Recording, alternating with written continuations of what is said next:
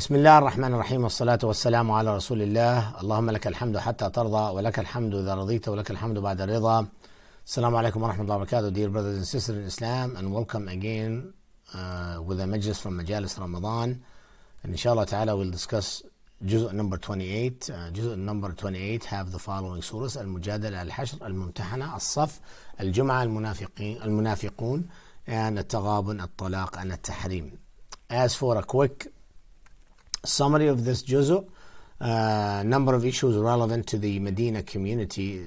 Once the Prophet ﷺ established it, Allah subhanahu wa ta'ala is addressing some of those issues and how to establish a community and how to address certain issues related to the community. And Allah subhanahu wa ta'ala also addresses many issues not only related to the community but also the structure of the community and what the community might be facing and how to deal with those issues. And in this juz'ah, most of us have probably memorized the last portion of Surah Al-Hashr. Allah subhanahu wa ta'ala mentioned 13 or 15 names of His, 15 names and attributes of His. And this is really for us to get to know who Allah subhanahu wa ta'ala is. And it is my encouragement for all of us to spend some time learning these names and actually try to understand their meaning and how we can use them to call upon Allah subhanahu wa ta'ala. As for some of the lessons learned in this juz'ah, issue concerning al-wala' wal-bara', issues concerning al-wala' wal-bara', allegiance and enmity to people based upon what Allah subhanahu wa ta'ala legislated. And it is also Allah subhanahu wa ta'ala encourages us to practice what we preach, meaning walk the talk. So if we wanted to lead people into worshiping Allah subhanahu wa ta'ala, we must illustrate it ourselves. The only trade which brings about real benefit to you and I is which we do with Allah subhanahu wa ta'ala.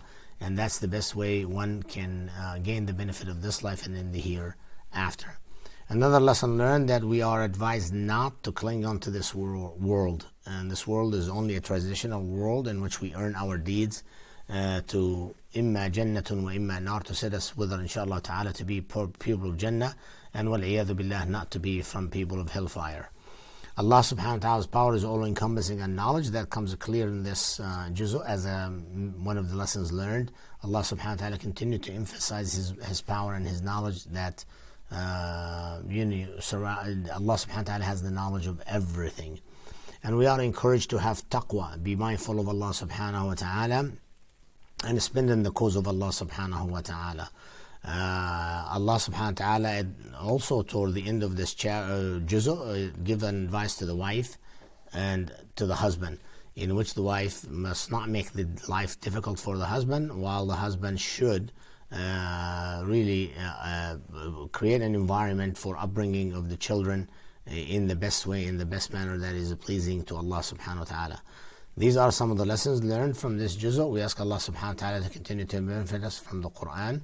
وبهذا سبحانك اللهم بحمدك أشهد أن لا إله إلا أنت أستغفرك وأتوب إليك والسلام عليكم ورحمة الله وبركاته.